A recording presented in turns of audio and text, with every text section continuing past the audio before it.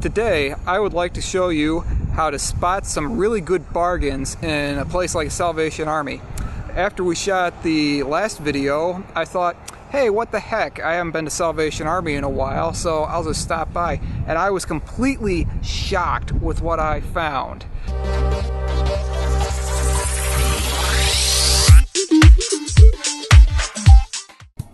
Now, I did a bunch of work here volunteering when I was still in college. So they know me pretty well, and way back then, when I was volunteering, I found some okay stuff. One time, there was a vintage 1970s Yoda figurine. It was nice, looked like it was brand new. He was only missing, I think, one little piece, and I asked them back then, you know, hey, I could get some money out of this, how much do you want for it? They sold it to me for $1. $1. I think I netted about 20 from the sale of that. So then I volunteered some more and found some other things like that. And I'm like, hey, you know, I can cut you in a little bit. So I became this particular Salvation Army picker. And what I do is I come in here occasionally, look for some better stuff that they don't want to see walk out the door without people paying for it, and I put it online for them. So yesterday I came in and came back here where they keep all of this, and my jaw just about hit the floor because they had got some toys in here. It was spring cleaning season. Now, this right in here is a whole bunch of vintage Sesame Street figurines, and got a couple of sets. Now, these bad boys, I've seen some of them. Let's see if I can find it here. Here's a good one.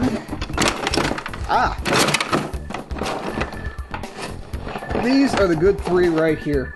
Bert and Ernie I've seen sell $10, $15. Don't know what... Dang, what is his name? Big Bird? Yeah, I don't know what Big Bird's price is, but those are the big three that I saw in here. This is an older Music Moments made in Japan.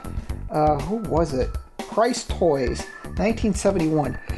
And you gotta see if they still work. It's got a little crank here on the front. And normally they have 3 or 4 vinyl records that are stored right in here. Funny story. One time I was in the Salvation Army and I saw one of these. It was like $3. And I was like, let me think about that. And I put it down. And this little kid who was in there with his sister and his grandma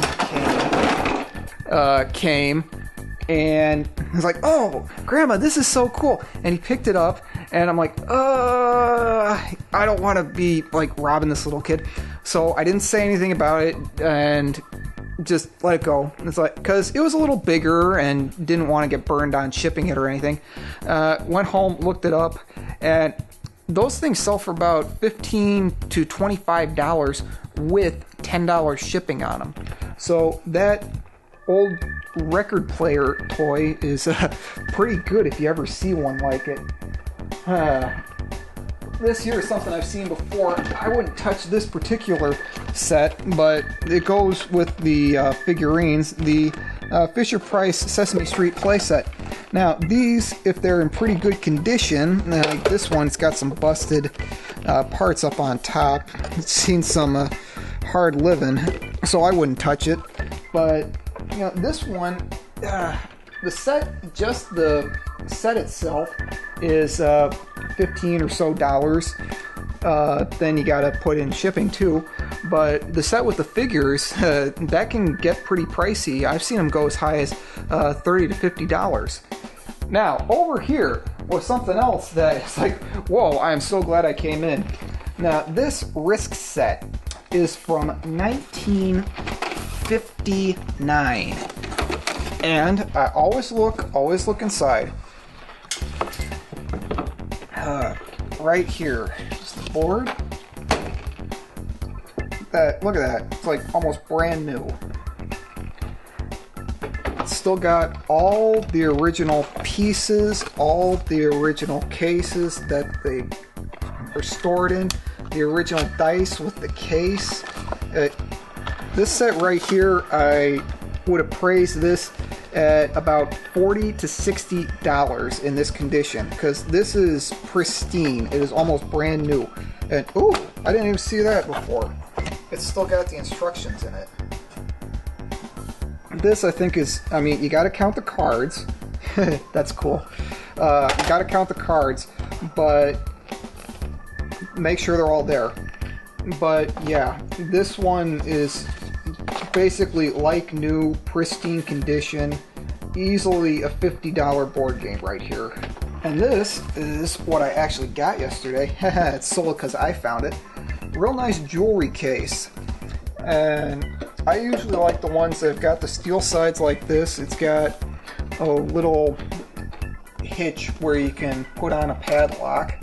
And it's got the black bottom so that the items that you store in it stand out really well. This one I got for about 10 bucks. If I was to buy something like this online, it would be 20 to 30. So this was a good buy right here for showing some of my other items.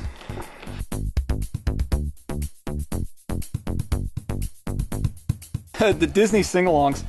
I normally don't touch the VHS tapes, but these ones are pretty odd, the sing-along ones, and some of them are worth a little bit of money.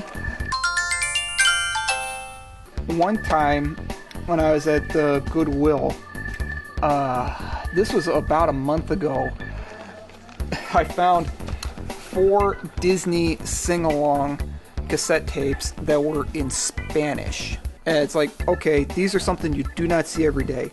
And like with the Black Diamonds, like I told you all in the first video, there are people who collect just Disney, and these things would be like gold to the right collector. So I put them up on eBay, tried for about 40 bucks the first time. Had a bunch of people looking at them, but it wasn't quite the right price, so I put it down to 25 and had it sold really quick within a week. It's like an old style clock, but it's really cheap.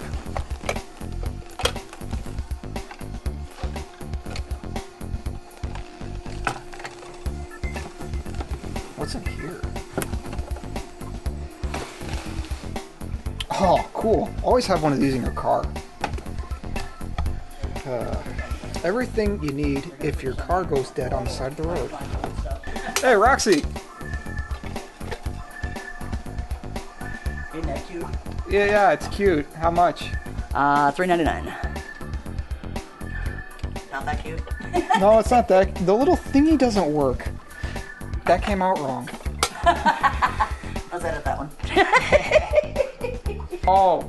It's a speakerphone, and when the person calls and talks, they're on speaker, and the mouth moves and the eyes move, and... That's creepy. Uh-huh. Yikes. That looks like it would 86, sell I for think. a lot. 86, I think, so it's not all that old. It's not brand new, is it? Yeah, I don't think so, because the cord is out. But it could have been somebody here too, because it looks like the brush is still in the package. So it's not very old. KC Baraphone. I can look that up. Now, I usually like to look in the hardware and the tools wherever I go, because one time I was at a resale store. It's closed now, but it was called Valuables for Cash. The owner was a buddy of mine, and he had on his dollar shelf is a pair of pliers. Is a pair of wire cutters, and I think that insulation, or what do you call it, so that you don't get electrocuted. It's insulation. Yeah, okay. Hey, I got it right. The insulation was like an inch thick, and they're really heavy duty, and I can show them to you in another video. But I'm like, okay, cool. Snipping the power cords off and recycling the copper all the time, so these will be really handy. And I actually looked them up online, and if I was to go and buy a set of wire cutters with an inch thick insulation on them, they would be about $50 on a bad day. So that was a good buy. If you ever see wire cutters like the ones I'll show you later on, get them. Yeah, I mean, $20, you're still making a good investment. It's probably pure copper.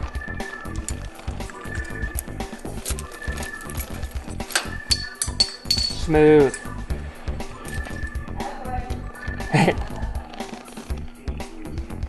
It's probably pure copper. I don't see any markings or anything on it though. Unless they're under the price tag, which I doubt. Yeah, it's something that always irks me about Goodwill. They always put the price tag on top of the maker's marks. Huh. That's cute, but I don't know anything about it.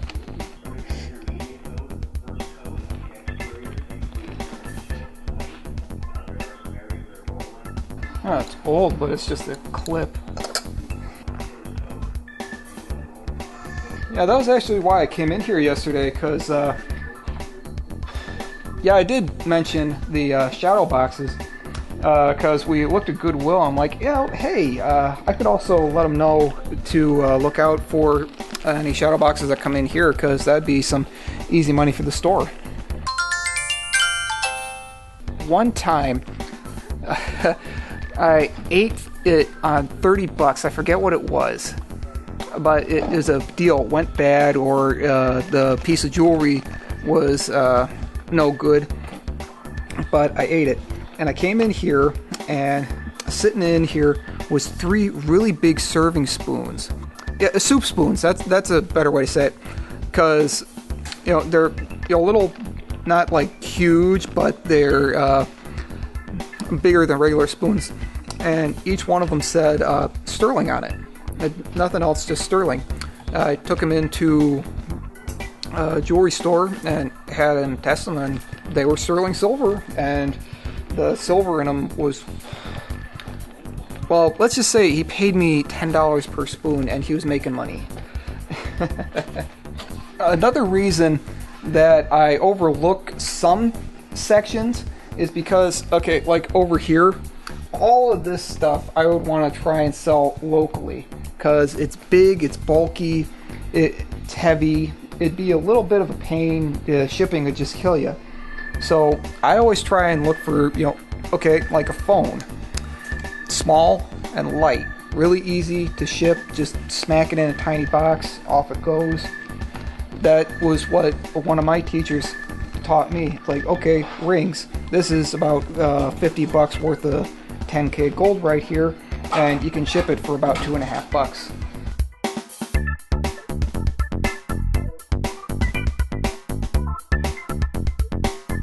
It's tacky. I shouldn't say that. I've made money on a candlestick 2 times. But I don't count the other one because it was sterling candlesticks. They barricade their board games here. I didn't see any good ones though.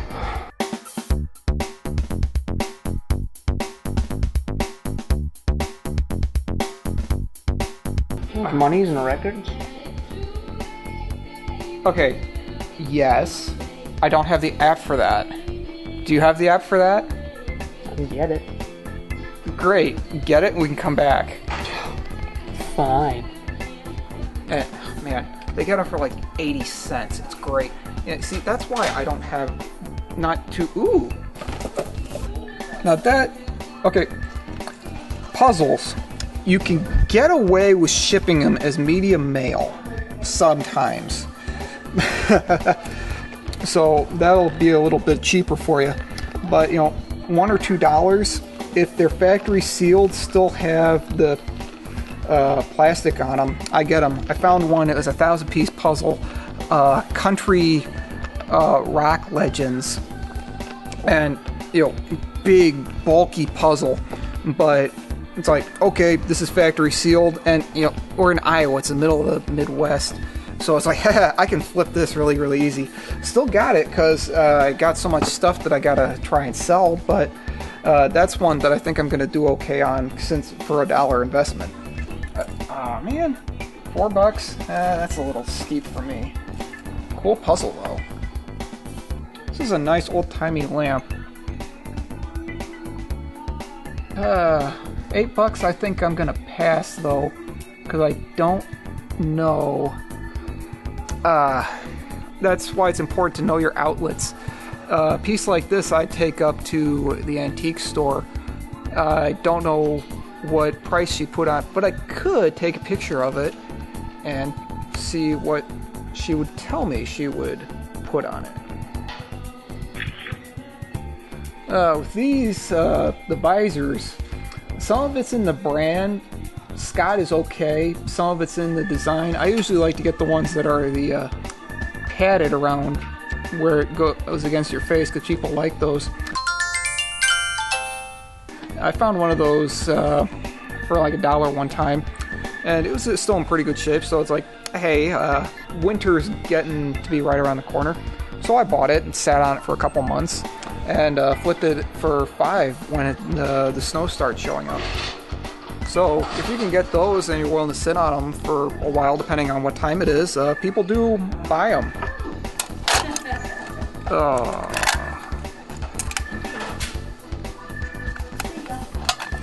What is this? Like, I see sewing needles. This looks like a little fix-its stuff. What's this? Gold Eye Tweens.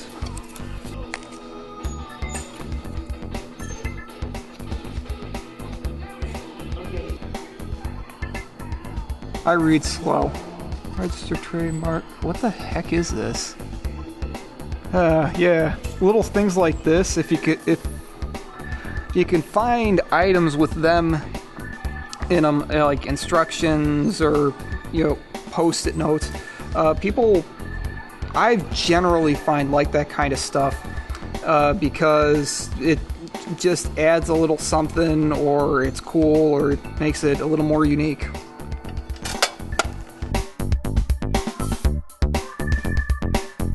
Oh yeah, I saw this guy. I've actually got one of these. These are okay. They came out, what was it? Early 2000s? Mm-hmm. Okay. You only want one of these if it's complete, or you have something you're going to be using it for yourself. Because this one, it's missing some screws. It's missing the top of his helmet. If it was complete, $7 would be a pretty good deal, but this particular one, not so much. This is something that I might come back for. Ooh, this one has instructions. But, I don't know so much with Connects, but at least with Lego, some of these old cases can get pretty pricey. They're generally probably about this size or about twice the size as the puzzle like I had earlier. And those can get, $10 to $20. The Connects, have to look up and get a price for you on those, but they might be worth something since they look like they're a little older. Yes, it's cool and artistic. I actually have 2 singles. Oh, it's half price. I actually have 1 single. Yellow tags. And 1 penny for you. Thank you. Hey, pencil's so nice on there. Oh, I gotta get my case. Oh yeah, and the wrist game.